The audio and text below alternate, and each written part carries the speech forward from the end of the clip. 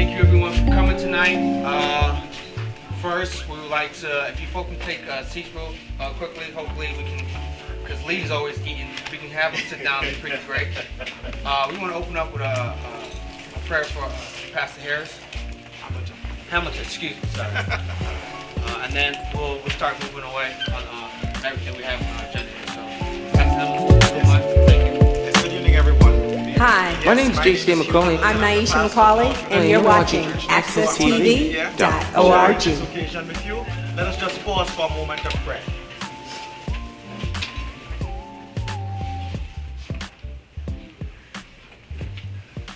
God, you're awesome. We thank you, God, that knowing you is the beginning of wisdom. We thank you that you are the God who favors intelligence. In fact, you are intelligence. And we thank you that people who value intelligence, people who value education, people who value how our community is living and imparting wisdom and instruction to the young, people who value that come together this evening to see how best we might make our witness and our presence and our voices heard in this community. So bless the time that we spend together. Grant that it will be constructive and positive. And grant, oh God, that it will be fruitful and that this community will be better because we met here this evening. In Jesus' name, amen. Amen. All right, thank you. Good evening, good night for all those West Indians. My name is Jason Farquharson. I'm a member of the North Hartford Education Task Force. And on behalf of that task force and the Hills Civic Association, we invite you all here to talk to you about some critical issues within the North Hartford area. I'm also a proud graduate of Weaver High School, class of 1999. And we're here today because it's very impactful that we join forces and unite together and make a strong push for quality education in the North Hartford area. Our agenda is really spliced out today, this evening, on some really high topic things, and we want to make sure that we energize you all and organize you all and make sure we can mobilize for individuals who are not here today, for certain parents who are not here today, and for a few young people who are not here today. We want to make sure that we come together and we strategize and make sure we have a solid plan. This task force and you all are imperative because we want to make sure that when we put forth a plan, a strategic plan that we currently have in place we'd like to talk to you about, so we make sure when we bring it up to the superintendent, to the board, and we start making these demands. We want to make sure that the people in this room, the people in our community, know that they have a voice and that those individuals downtown work for us. So we want to make sure that don't leave here feeling like it's just a meeting. We need you all to understand that we need you all, and we see you all as family. And we all know that we definitely can't pick who's in our family, but we love them the same. We want to make sure that we all understand education for North Hartford is key. Amen. All right, we want to make sure that it's key. Our children are amazing. We want to make sure that they have the best. All right. We want to make sure they have the best role models and the best teachers, best materials. And everyone in here has ability to be a leader in their own right. You don't have to be someone who's worked for 35 years. You can be a student within yourself because everyone looks at someone as a potential way they can get to the next stage. Yes. And instead of pulling the ladder up like a lot of us could do, we want to make sure we leave that ladder so we can also give a help hand for the next people up there. So we'll make sure that we understand this. Everything tonight is about quality education, mobilizing, and organizing the community. And with that said, I'm going to move it on to the next issue here and have Brother Lovejoy step up and talk about our group assignments. Because everybody's in the table. This is a family organization, so we're all on a round table. So make sure when we call out these instructions for the group assessments and group project that we talk freely amongst family and amongst friends. And we want to make sure that when we leave here, if you don't know the person next to you, please introduce yourselves figure out what they do, figure out what they're passionate about, and see whether or not you may know someone who can utilize their skills, or you can help them get to the next level. All right? Thank you. All right. Jason. Let's give it up for Brother Jason, please. So very quickly, my name is Brother Calvin Lovejoy, and I'm an organizer for Hills Civic Association. On behalf of the agency, I want to say thank you for coming out and welcome you to a space. And in creating that space, we want to develop some agreements on how we're going to function in this space. Is that all right? A lot of us know each other. Some of us don't know each other. We have a nice diversity here. So what we like to do is first of all, yes, sir, is first of all set up so that we can have a space to get to know each other. We have other folks coming in, and we still have some spaces open at tables, so we want to make sure that we fill those in as well. I definitely like to recognize our mayor who is here with us this evening, Mayor Bronin. And we appreciate that. I will tell you that within this space, everyone is equal. Yes? And this is an opportunity for us to voice not only our opinion, but to use that voice to make change. So let's come up with some agreements. Some of my young people are here, and they know this process. But in this space, what can we agree upon? How will we function with one another? Can you give me one thing? One thing.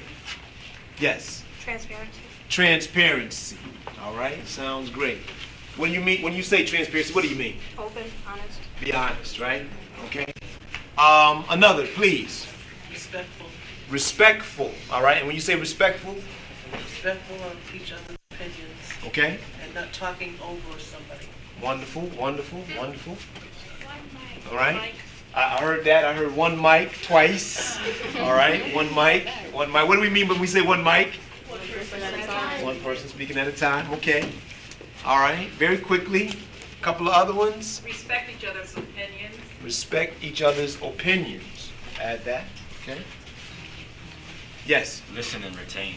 Listen and retain. I like that. I like that. Okay. Trust. Say again. Trust. Trust. When you say trust, what do you mean? Believing in each other. Okay. And even more, believing in yourself. Right? Have trust in this process even. Others. Yes. Have faith. Have faith. All right. I appreciate that. You at the pastor's table. What? I'm just saying, though. The other tables better step it up. All right. Pastor's table speaking. All right. Just maybe a couple more before we move on in our space. Yes. Participate. Participate. Very good. Very good. Wonderful. Any others? Yes. Share your truth. Share your truth. Wow. All right. Wonderful. Okay, great. So these agreements we'll leave up here. These agreements will be the way that we function. One other one, I just always find it interesting, and it'll help us, if you will, with some of the housekeeping. Don't raise your hand to go to the bathroom. All right? The bathrooms are right outside on the other side of that door, okay? Okay, so with that said, are there any others that's burning? How you ladies doing? All right, welcome to the space. Okay. So these are our agreements and how we hope to function within the next few minutes that we'll be together. Be transparent, be open and honest, be respectful of others' opinions. One mic, listen, and there was another part that went with that. Retain. Retain. Yes, I remember that. And have faith. Have faith. All right. Oh. Oh, we can't, yeah, that's right. Can't leave that one out, right? Trust in self, okay? Process each other. Participate. share your truth. And I heard you, brother Pastor, faith. All right? So we give it up for our agreements, please. All right? So, as brother was speaking, opening up, Brother Jason, he spoke about energizing, organizing, and mobilizing. And so this next part is really about hearing a couple of testimonies from individuals who actually graduated from Weaver High School and have gone on and matriculated into college and moving towards careers and so forth. But in this space, keep in mind that we are here, and you'll hear it a little bit later on, to add substance, somebody say substance, substance. To the symbol. Oh, I ain't hear you. To the symbol. All right, just check it. I'll make sure this is an active meeting, all right? And so we'll get into a little bit of that and help you understand what that is also. But I want to call on first of all, Brother Brian, all right? And please help me with a warm round of applause to bring the Lord. He'll introduce himself and then quickly give his testimony. Good evening, everyone. My name is Brian Barnett. I am a graduate of Weaver High School, class of 2014. I was the valedictorian of that class. And oh no, we got this. I'm currently a senior at the University of Connecticut, graduating with a bachelor's degree in psychological sciences and biology with a minor in human development and family studies.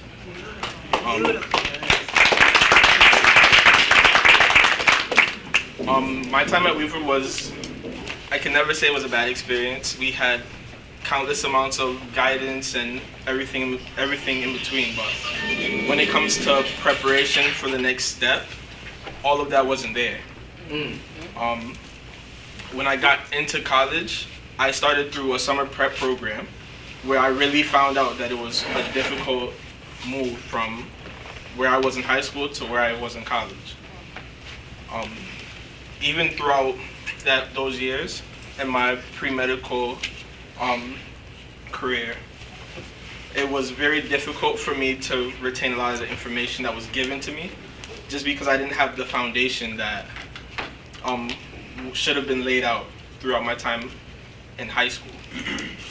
So I just want to say that it is very, very important that the future generation is given that particular foundation so that when they get to that next step that they won't have any issues with their educational career at all.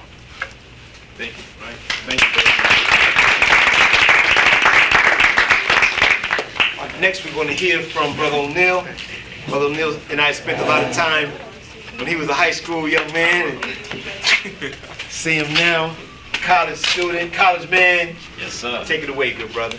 Afternoon, everybody. My name is O'Neill Rowe. I am currently at CCSU studying mechanical engineering. Yes.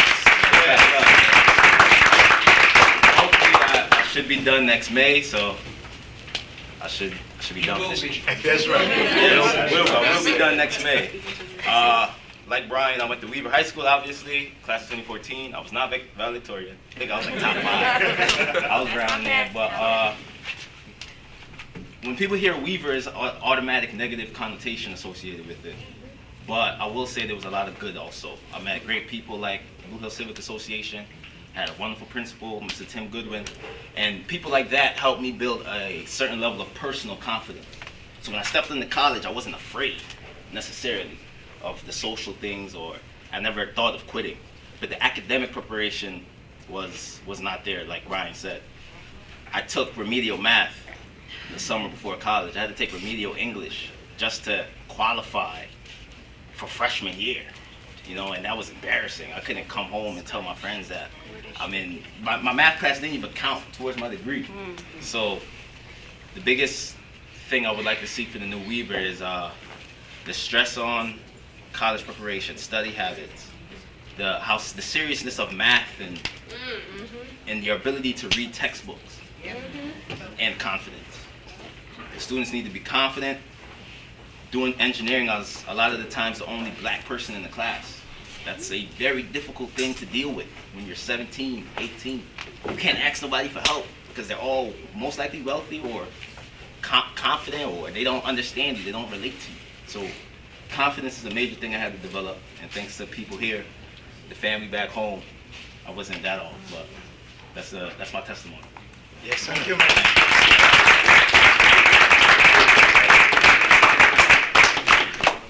All right. So, you've heard some of the testimonies, and can we just give it up for these brothers again, man? We are extremely proud. So we want to make sure that the next generations that are following you have all of those things that you're talking about. And that's going to be a big part of this discussion this evening. At this point, what we're going to do is move into you guys talking to each other at your tables, all right? This is part of that community building exercise that we want you all to have. We're a little, if I had my way, there would probably be another person at that table over there just to sort of even it off a little bit. He's obviously putting it That's leadership right there. That's good leadership. That's what I'm talking about. Okay. So family, at your tables, right? And you have approximately 15 minutes for this to happen. All right? We want you to get to know one another. We'd like for you to, in your group, state your name, state where you grew up, what high school you attended or you attend, all right? And then lastly, what made or makes your educational experience worthwhile? I'm gonna go back over that again, all right? Now, I'm gonna ask someone at your table to do the scribing, and then select one person that will report back to the group. Is that all right? Okay, here we go. Once again, your name, where'd you grow up, what high school did you attend or attend, and what made or makes your educational experience worthwhile? Was it a particular teacher, something that your parents might have taught you, the neighborhood, the environment in your school, subject matter? It could be anything of the above, all right? Timekeeper is giving me 15 minutes. Yes?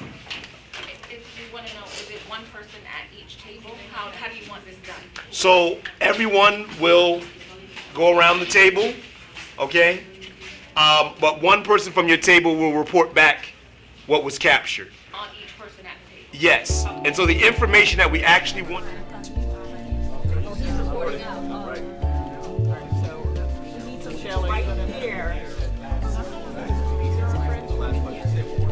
Freshman or? Yeah, freshman. Okay.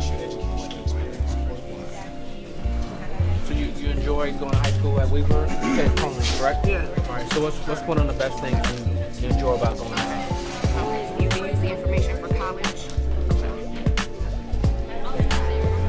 What do you You got that one?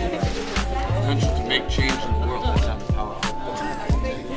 I just caught that hard. I grew up in Ghana. What do you want to capture? What makes your educational experience worthwhile? A quality education. Jay, and I went to high school. You could abbreviate it HSI. So capital prep is a social justice school, and it's a magnet school, so it's a little different than public schools, but with a strong sense of like what my purpose was, what I wanted it to be, and where I wanted to go in terms of my community. So I appreciate If you can hear the sound of my voice, clap once. If you can hear the sound of my voice and you're ready to move forward, clap twice. If you can hear the sound of my voice, you're ready to move forward. and do a deep dive.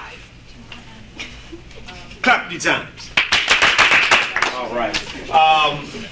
Okay, family, we are going to hear maybe just two. My timekeeper is a stickler, I tell you. All right. Let's go around with one, and if we have time, we'll do another. I'm going to start with this table right here, and I saw your wonderful handwriting, sister. If you would just give us one of the testimonies that you had at your table. There's a lot.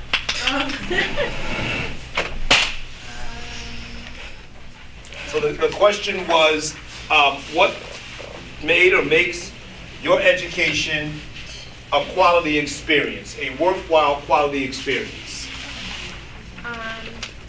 So I think one of the bigger ones is having a supportive staff that cared and pushed students to be great, that held them accountable, that they felt a connection with, that supported them in all aspects, whether it was academics or athletics, and that respected them as students and as youth and treated them as such instead of telling them to, when you get older, you will be respected and you will get this and that. Ms. Lovejoy, would you repeat it? They can't hear. Yeah, so we're going to have to just turn our volume up just a little bit. All right? And I heard the word respect several times. Being respected as a student, having staff and faculty respect students. The word respect I heard. Very good. Thank you very much. We're going to come over to this table. So we had a few similarities with people saying mom and dad was a huge drive force for them. So we had a few takeaways. They said our table had some concessions here. We said that community is important. Education starts at home with mom and dad, and you must advocate for yourself. You must have self-drive in order to succeed in your educational experiences. Wonderful. All right. I'm swinging out to the outer table. Okay. Let's see. We will talk about basically what we had here was the opportunity for internships and support from our current students at Weaver and some of our other individuals that did not go to school within the city, based an emphasis on their, as the other table will just piggyback on parent pushing them and the standards that their family had in their growth and development academically. So some of that is extracurricular, mentoring opportunities, internships, and then that parent underscore. All right, wonderful. And coming to this table? Well, most of the people attributed their success in their future to their teachers that they had, or programs that schools offered. They just inspired, and some of the teachers, told them things that they, never heard before. When Paul talked about how his English teacher said, the first time he got an A in English, and that inspired him to pursue a career in education. Okay. And he, ended up, being principal and things like that. So just see the deep impact that teachers had on people at this table. Teachers. Wonderful. Yeah. Wonderful. All right. Great. Coming over. Yes. So here we said a couple opportunities that were available, parent support, and we also did the Hills Civic Association and teachers and mentors, elementary school / middle school years, the 80s HBCU teachers, we had a lot of that, taught sense of self-worth, enthusiasm for learning, peer groups, community support, emphasis on the basics, reading, writing, and math. All right. HBCU. All right. I was at JMA earlier today, and I heard our wonderful sister talk about her experience at her HBCU, Miss Shantae Brody, and so I can definitely identify with HBCUs and giving you that sense of who you are. Okay. And our last table here. Yes. We talked about a few things.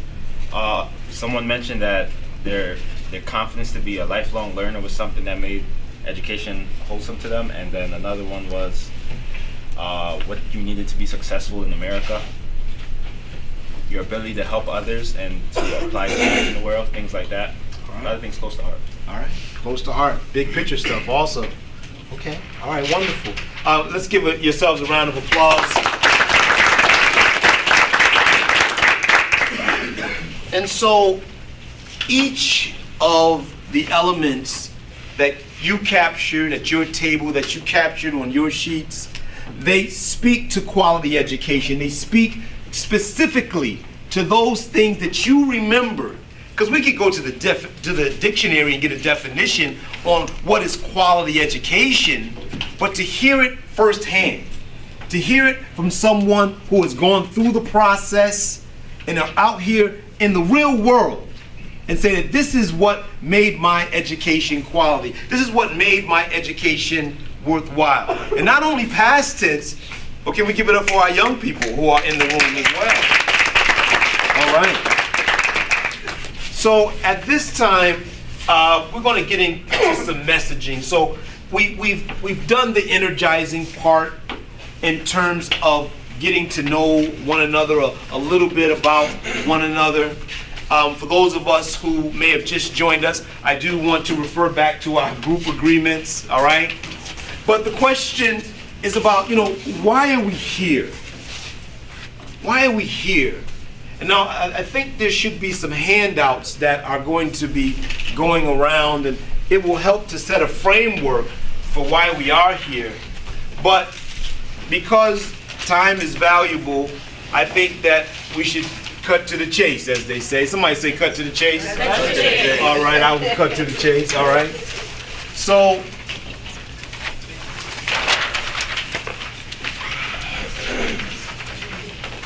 This is an organizing space, and of course we are here organizing around the issue of education.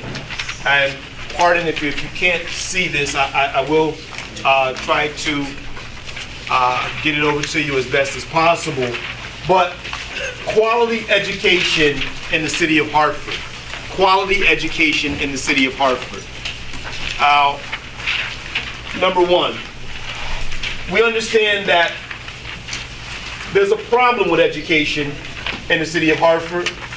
And if we could put it in a nutshell, it looks like the overall education is substandard.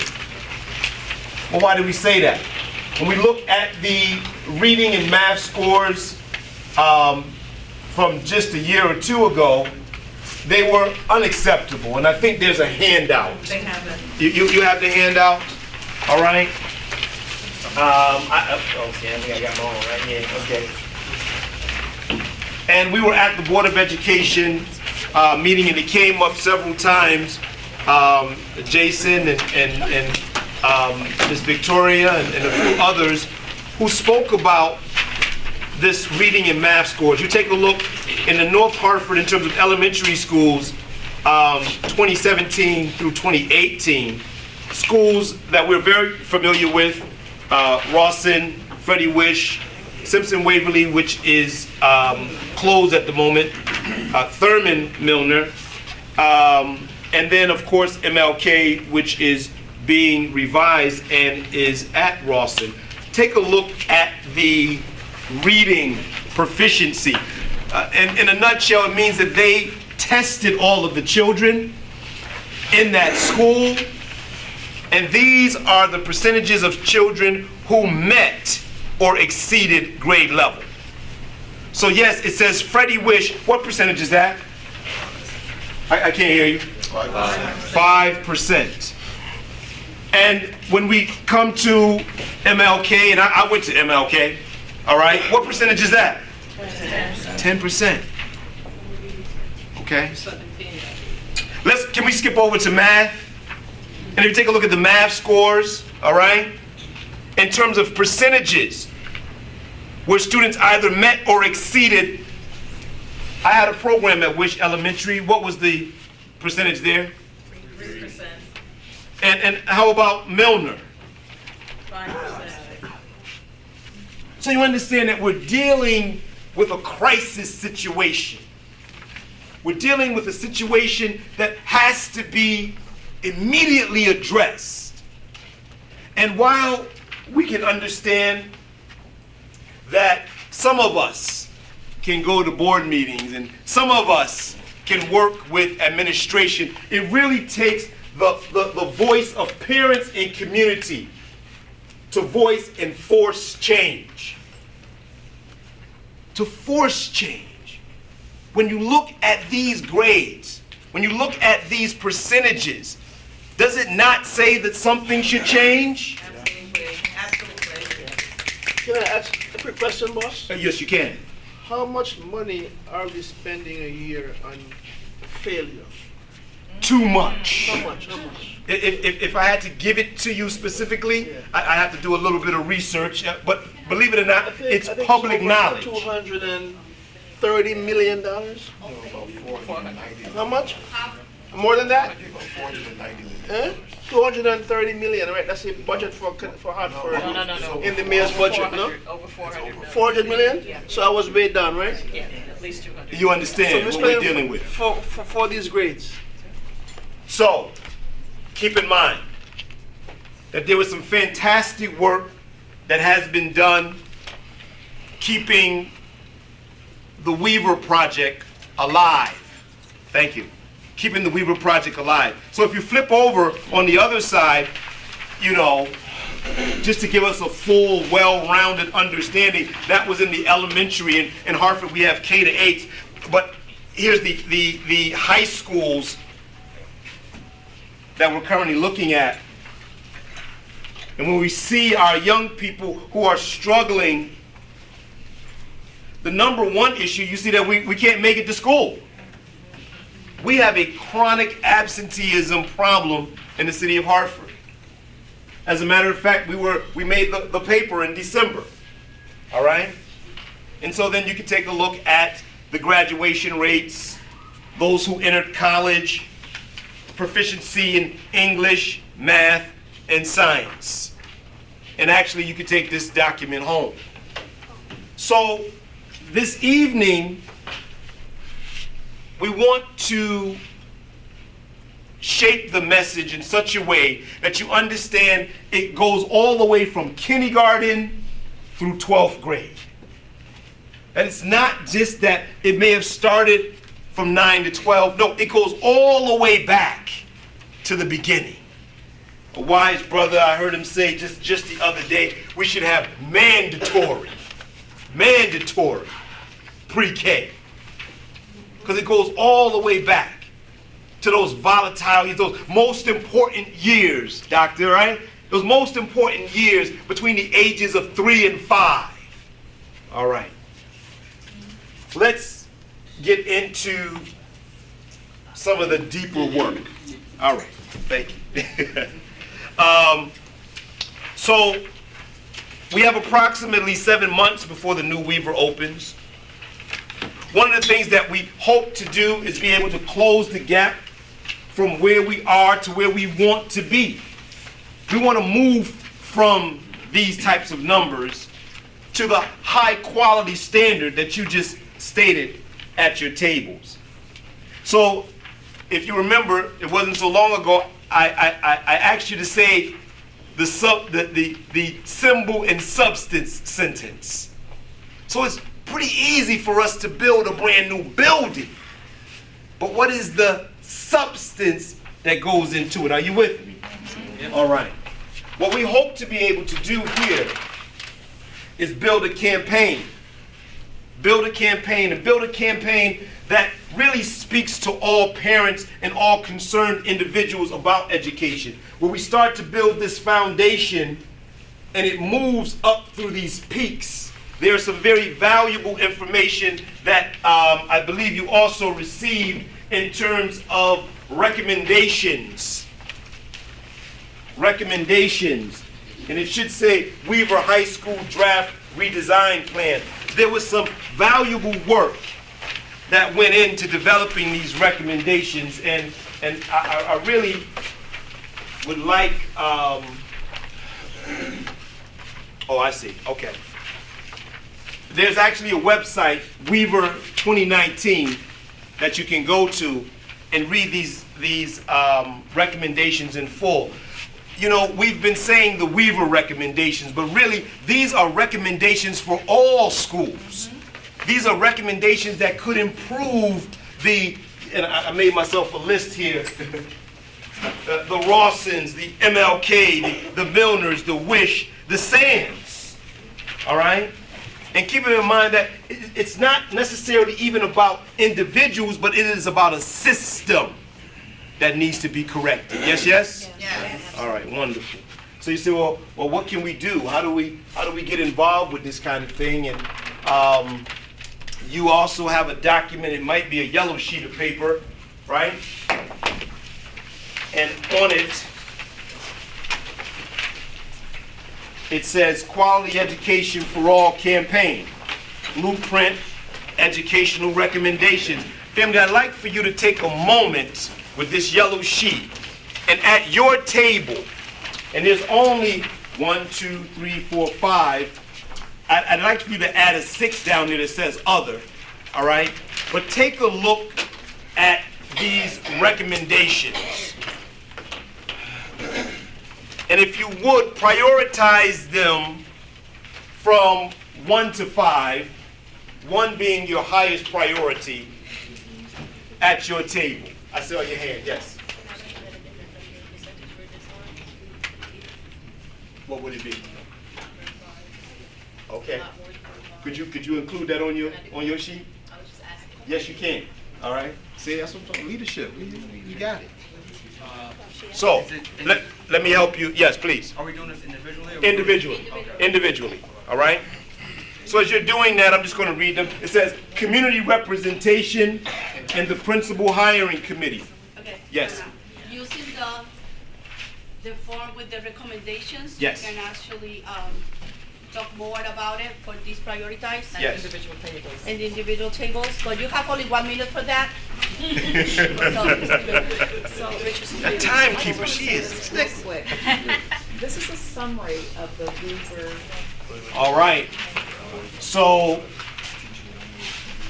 we're actually going to be collecting these because your input, your feedback is extremely important. The only way that we can actually make this change is through collective voice and collective power. Don't collect it yet. All right? Hold on to it for a second. All right? And you know, we have the North Hartford Education Task Force, small group of folks who have been doing some fantastic work. We should really give it up for them. All right? But they can't do it alone. There's no way that they can do it alone. All right? I literally heard a former administrator tell me, once again, I'm listening attentively.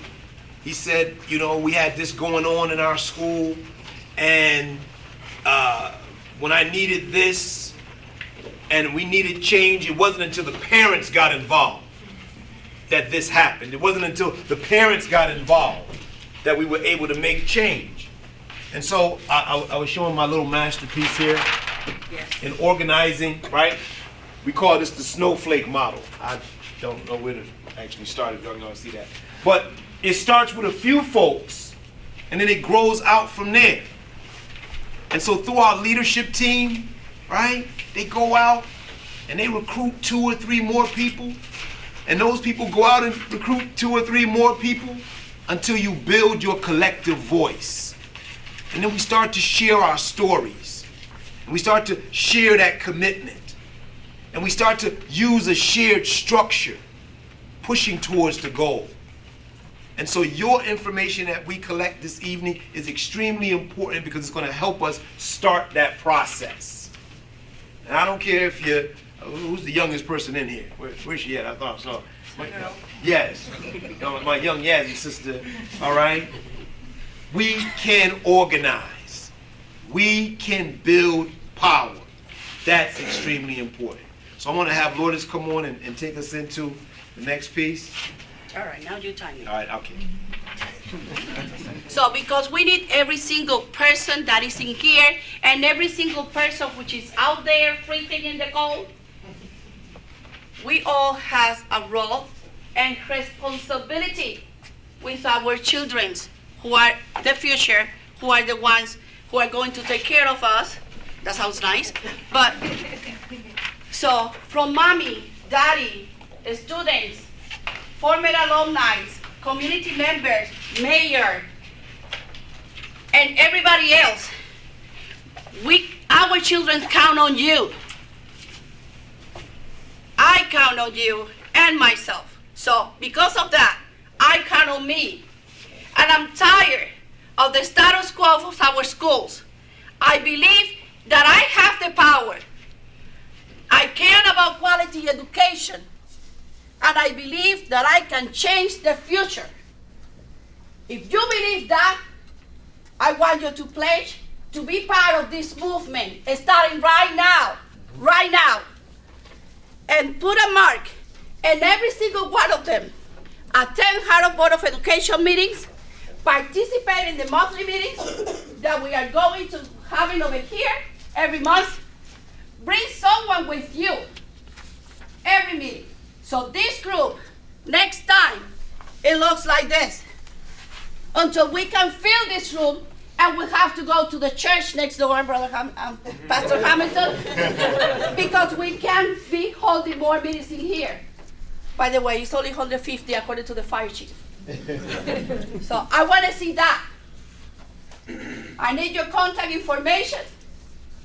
And in case you have an extra time, then you can do some phone banking for meetings or canvassing. When the weather gets really good, we can go out and do door knocking. Please fill it out and then collect it, please. Facilitators, make sure you have every single one from your table. And my case is over. Take a moment, if you would, just to take a look at the pledge. It says, I'm tired of the status quo. I believe in my power. I care about quality education. And I believe that I can change the future. I pledge to be part of the movement. Attend the Board of Education meetings. Participate in monthly meetings. And folks, I know we all have busy schedules. We want to keep you connected, all right? And then share this information with someone else. Share the information that we shared with you that most people don't know. They just don't. Put it on your social media. That's all right. Lovejoy? Yes. I have a question, because you said attend Hartford Board of Education meetings, but you said public. What do we mean by that? I understand the public piece, you're able to speak out, but the workshop piece is when presentations are being made on what the board feel is best. You get to see the dialogue amongst the board members. So yes, come to the public part to speak out, but the workshop is where it really happens at. See that? How do we get information about those public workshops? In the back of your white sheet, I'm sorry, you have the schedule to the board meeting. So in one side is the workshop that Ms. Brown is talking about. Yes. And the public ones, the ones left remaining for this school year, is the one highlighted. Sister, if I can ask you, in the past, are those meetings well attended? No. No. When I did not sit on a board and I was an active parent, I would be the only non-Hartford Public School staff in many months sitting there.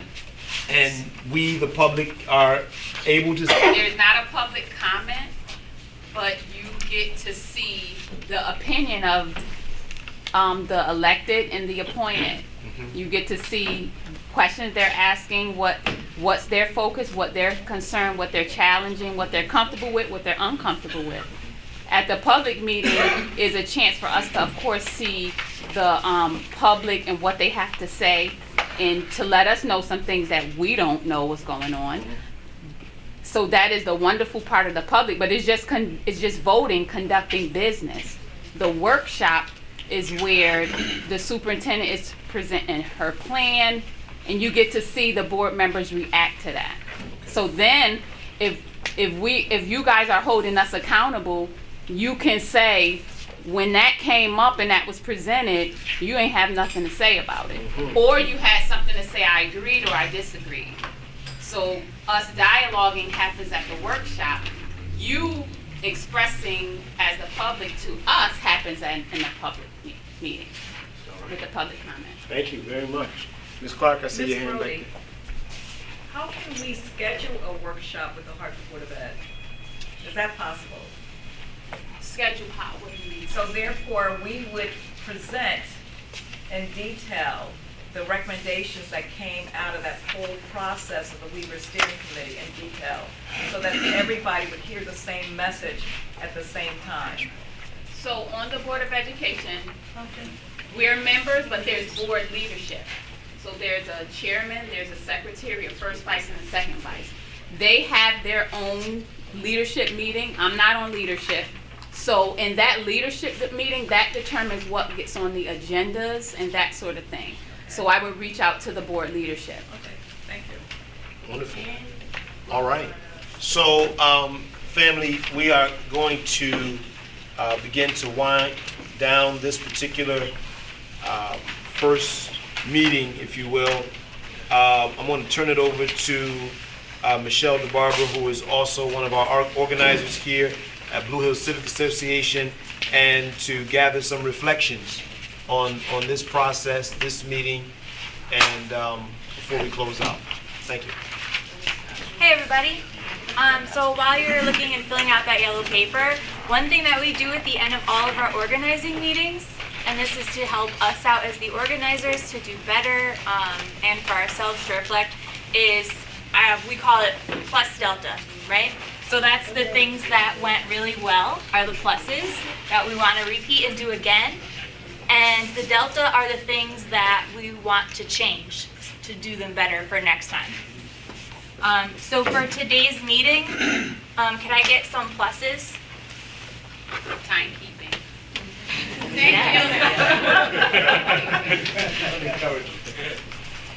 Anybody else? Focus. Okay. Calm out. Collaboration and discussion. Conversation.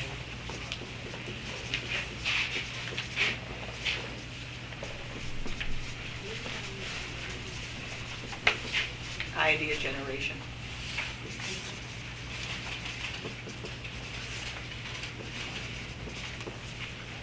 Relevant data.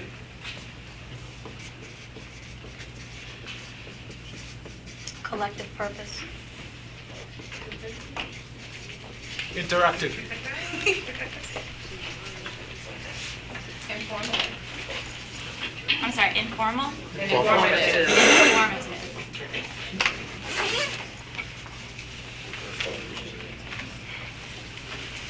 Okay, how about the food? Was the food good? Yes, the food is good. Okay. Food and refreshments good. How about deltas, things that we should change to do better next time? More participation. Okay. Are you saying more people or? Just more people speaking, more people contributing. Okay. Okay. More time for individual discussions. It's cold. I don't know what we can change about that. I'll take it into consideration. 2 more minutes. More voices. You mean more voices, more people in the room? More representation.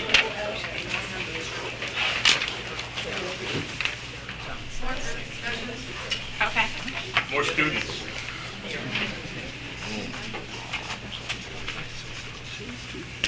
More parents?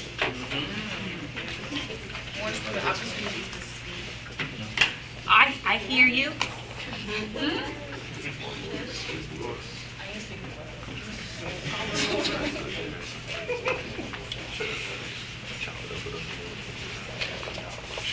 More putting it out so people can know about it. Okay. So getting the word out.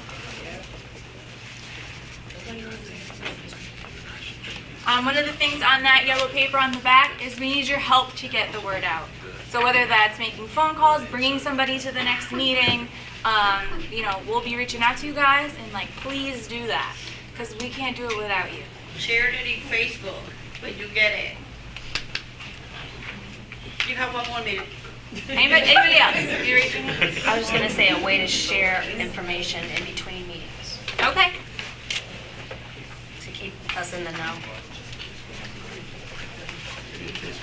Come to my PTO. I have one every third Thursday of the month. And the people that are at my PTOs, their children are the ones that's going to be affected by that. Right. Movement. What school PTO is it? Crossing. Rawson. All right, Rawson PTO right there. Any?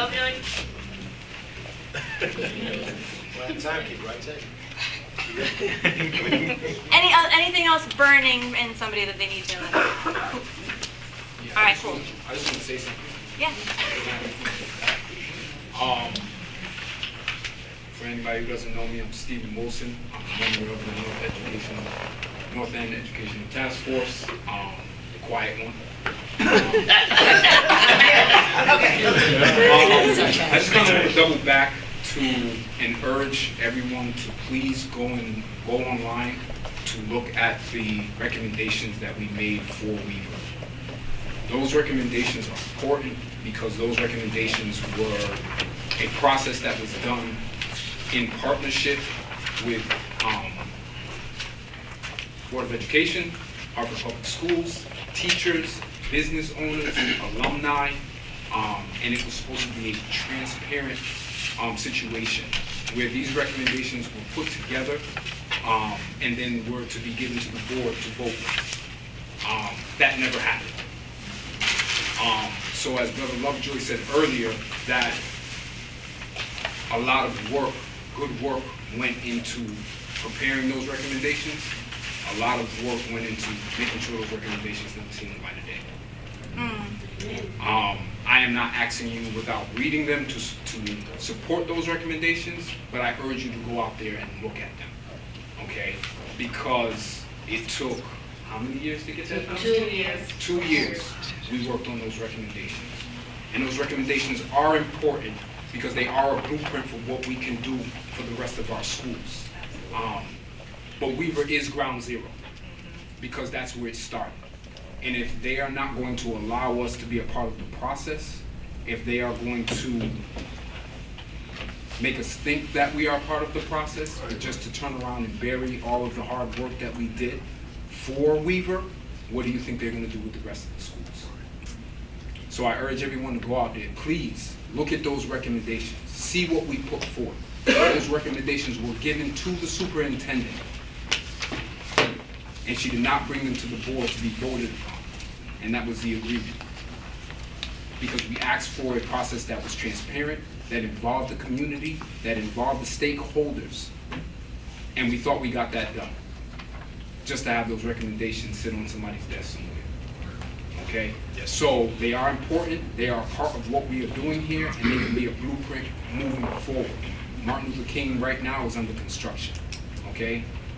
The paint is not dry on Martin Luther King. And there's a lot that can be done. And the process that we did with Weaver should have been something that happened at Martin Luther King that we were cut out of that process as well. Stephen's referring to Weaver 2019. Please go to Yes. that website, Weaver 2019. It's listed at the bottom of the Weaver page that you got, the website where you can find the recommendations. All right, so I have some of our young people here, and I know it's late, so I won't torture them. But we have, see, just for that, I might call y'all up. There's a mantra that we have working with our leadership team of young people here at Blue Hills Civic Association. We want to share it with you because we want to carry it into the new building that's coming open in August. And so if you would help me to share this mantra, this affirmation, it's called the Student Creed. And it's very simple. When we do it, we use an African technique of call and response, which means that I'll do the call and you'll do the response. All right, sounds good. I am a student. I am a student.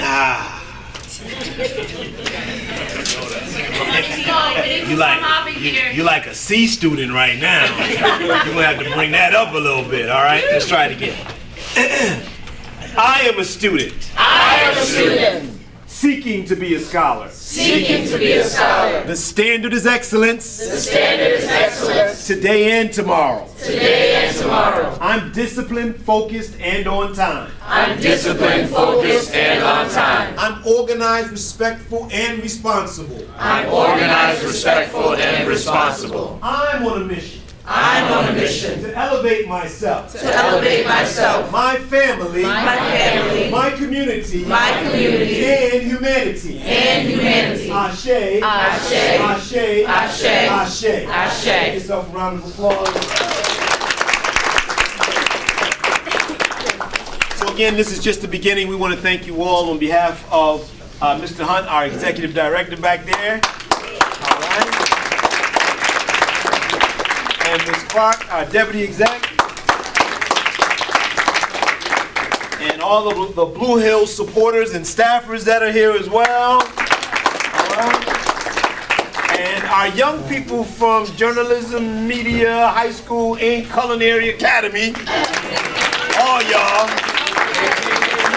All right. I like that. I just wanted to see one Weaver. All right. Thank you all. Our next meeting is actually on Tuesday, February 12th at 6 p.m. It may be this location. We'll be reaching out to you to let you know. I thank you again. Have a warm and safe. Oh, sorry, Dr. Johnson. Yes.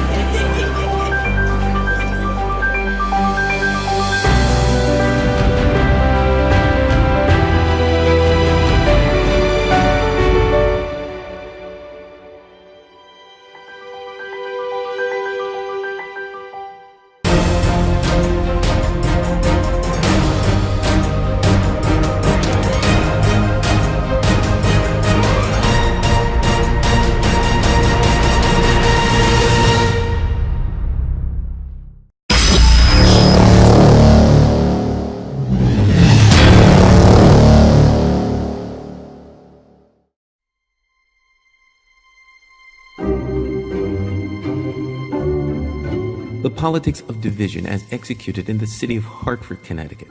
Step 1. Hartford is a town that is basically divided into 3 ethnic groups. First being Latino or Spanish-speaking. The second being African American or Black. The third being European or white. As a practical matter, each group in and of itself is a political minority.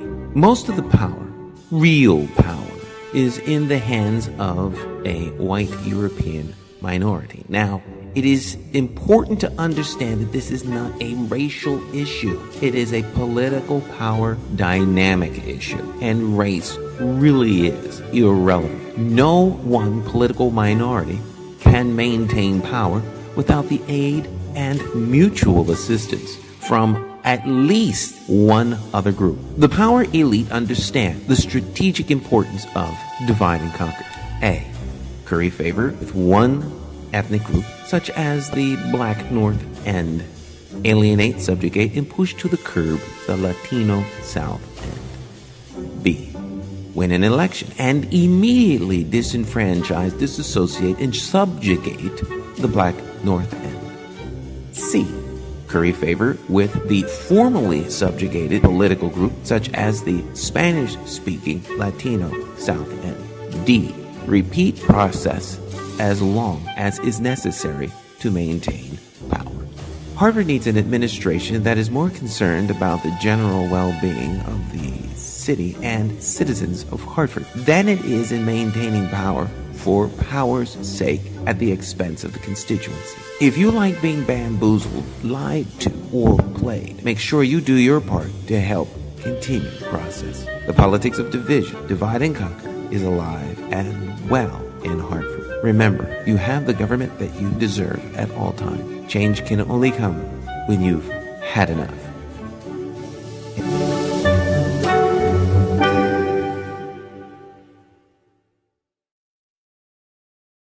My name is Nyesha McCauley, and I do business as Light Source Productions. I provide professional services in the area of strategic video communications. First, what we do is we help you craft your message using what I call the rule of the 5 W's: who, what, when, where, and why. We do event documentation, content acquisition, full-scale productions, editing, and of course distribution through our social media television network.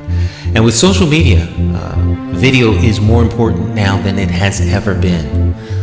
Whether you're talking big business, small business, nonprofit, church, or just an individual. Let's say you're planning an event, a wedding, whatever the case may be, but let's say a big event, but no video. And you spent all this time, all these hours to put this event on, and maybe 100, 200 people attend the event. But more important than that is that thousands could attend by watching it on social media. But of course, you don't think about this until after the event is over. You can't afford not to capture it for social media. And despite what people think, I am affordable. Give me a call. Let's plan your next video project and share it with the world on my social media television network. I promise you that you will have the attention of one person, me.